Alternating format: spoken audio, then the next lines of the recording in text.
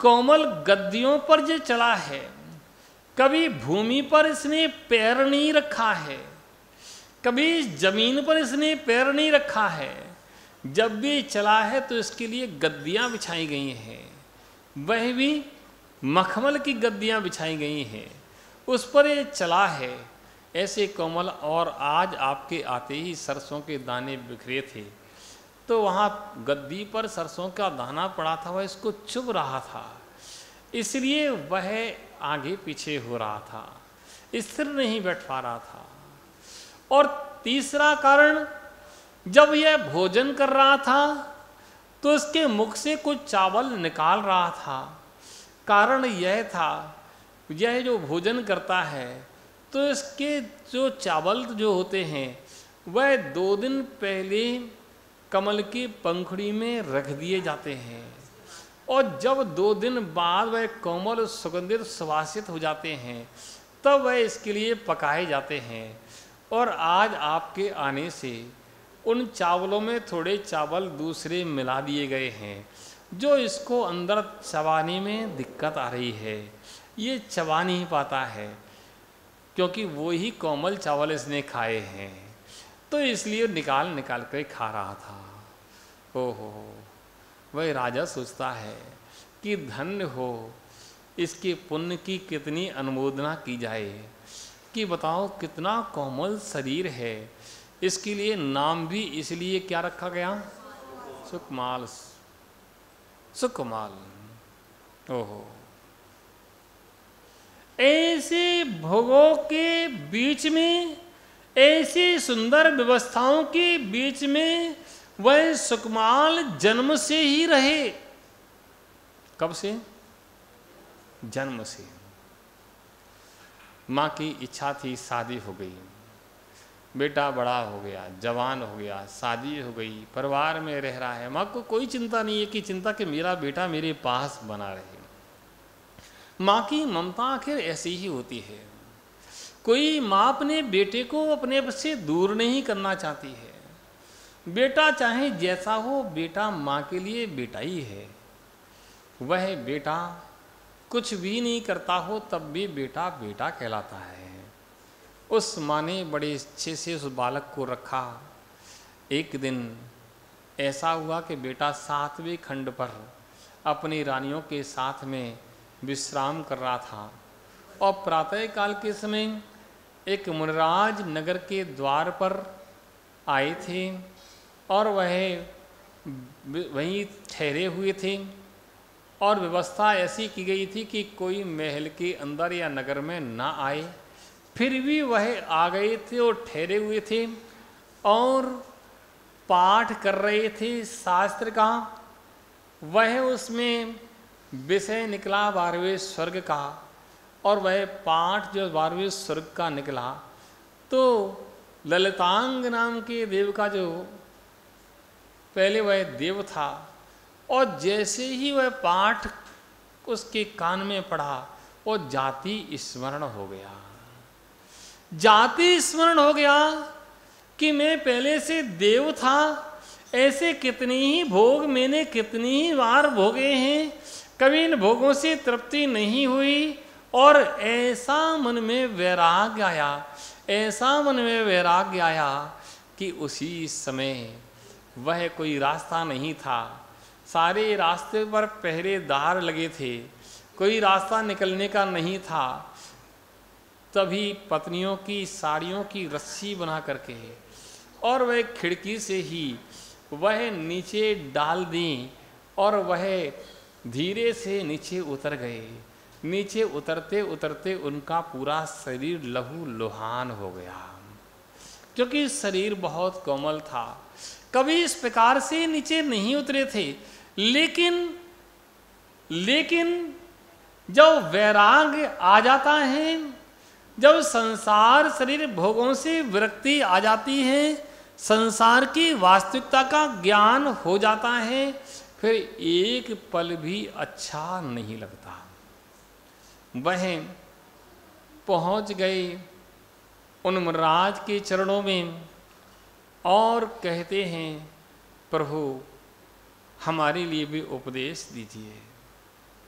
वह मुनिराज उपदेश देते हैं और कहते हैं, बेटा अब तेरे 3 दिन केवल शेष हैं, तेरे जीवन के केवल 3 दिन शेष हैं। और जैसे ही 3 दिन शेष हैं ऐसा ज्ञान होता है तो सुकमाल कहते हैं कि बस आप मेरा कल्याण कीजिए, आप मेरा कल्याण कीजिए। और कल्याण की भावना से अपने मस्तक को उनके गुरु के चरणों में, श्री गुरु के चरणों में रख दिया और श्री गुरु ने दीक्षा के संस्कार दे दिए, केस लोच कर दिए। सरसों का दाना चुभता था, सरसों का दाना भी जिनको चुभता था उन्होंने अपने हाथ से केस उखाड़ करके फेंक दिए। कभी थोड़े से केस निकाल के देखना कि कैसा लगता है, क्या अनुभव होता है। आपका शरीर तो शायद सुकमाल जैसा नहीं है, मजबूत है, लेकिन फिर भी केस लोच करना सरल नहीं है। लेकिन जब वैराग्य आ जाता है तो कठिन कार्य भी सरल हो जाता है। वह सुकमाल अब सुकमाल नहीं रहे, वह सुकमाल अब सुकमाल नहीं रहे, वह मुनराज बन गए, केस लोच कर लिए और मुनराज बन करके जंगल में जाकर के एक स्थान पर अपने ध्यान साधना में मग्न हो गए। और ध्यान साधना में इतने गहरे मग्न हुए कि बस सब कुछ भूल गए, ध्यान में तल्लीन हो गए।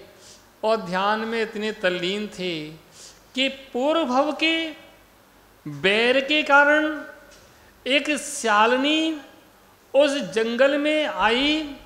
उस स्यालनी ने देखा कि ये सुकमाल मुनराज खड़े हुए हैं। उस स्यालनी को भी जाति स्मरण हो गया। 2 बच्चे थे और स्यालनी थी, दोनों ने सुकमाल मुनराज का पैरों से भक्षण करना प्रारंभ कर दिया। ओह, वह स्यालनी भक्षण कर रही है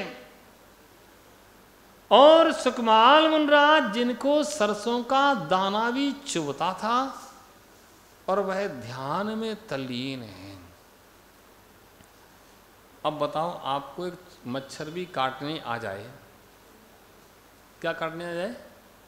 मच्छर। रात्रि में लाइट चली जाए, यूपी की लाइट है, जा सकती है, लेकिन अब नहीं जाती, शायद जाती है क्या? जाती है क्या? कम जाती है, पहले ज़्यादा जाती थी। रात्रि में लाइट चली जाए, परसों के दिन महाराज लोग ऊपर छत पे थे, रात में लाइट गई होगी तो सभी छत पर लोग आ गए और बता रहे थे कि रात को आवाज़ आ रही थी, हे भगवान जल्दी से लाइट ला दो, हे भगवान, बच्चे कह रहे थे जल्दी से लाइट ला दो, हे भगवान गर्मी लग रही है। ओहो, वैसे आज कहें तो आज के बच्चे भी बड़े सुकमाल हैं, एसी में रहने से उनके शरीर भी बड़े सुकमाल हो गए।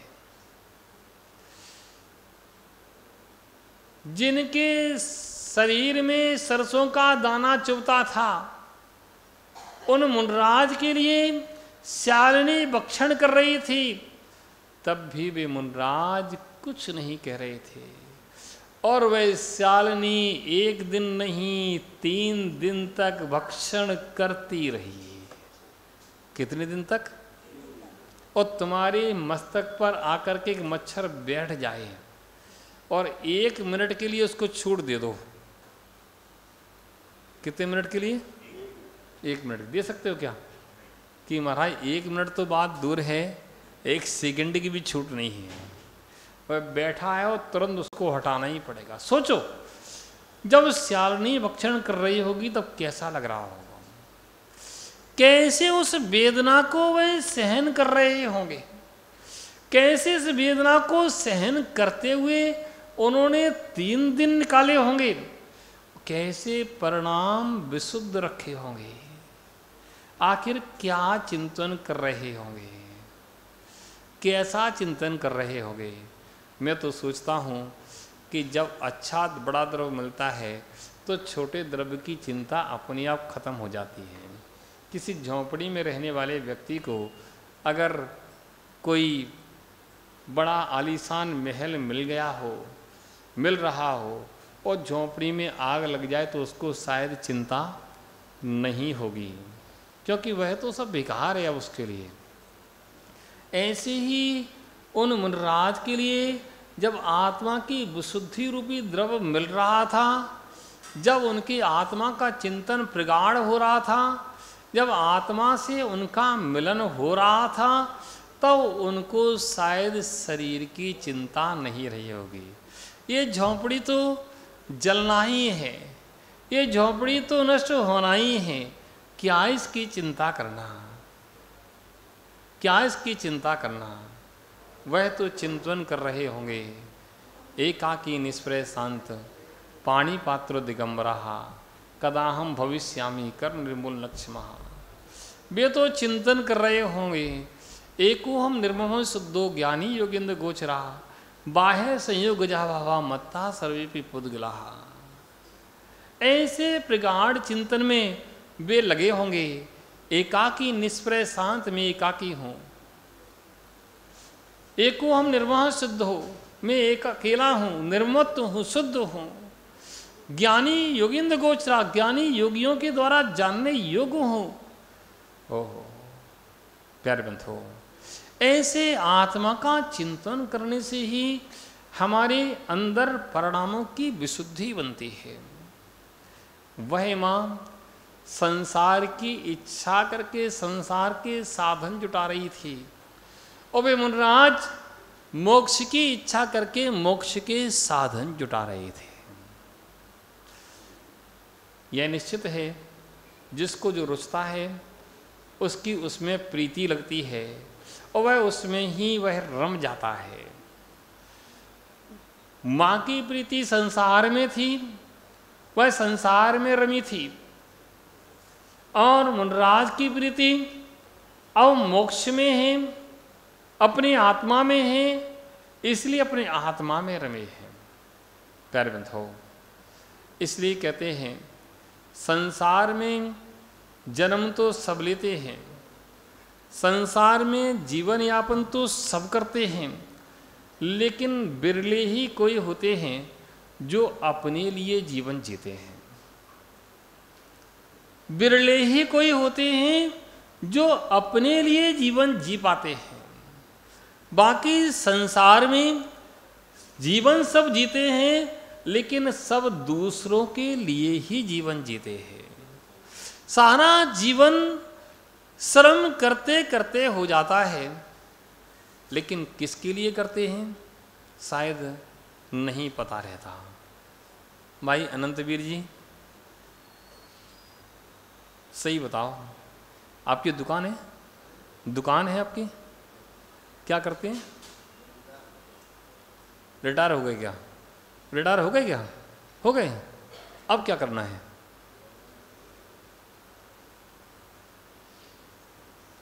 ओ, तुम्हारी दुकान है? काय की दुकान है? स्टेशनरी की दुकान है।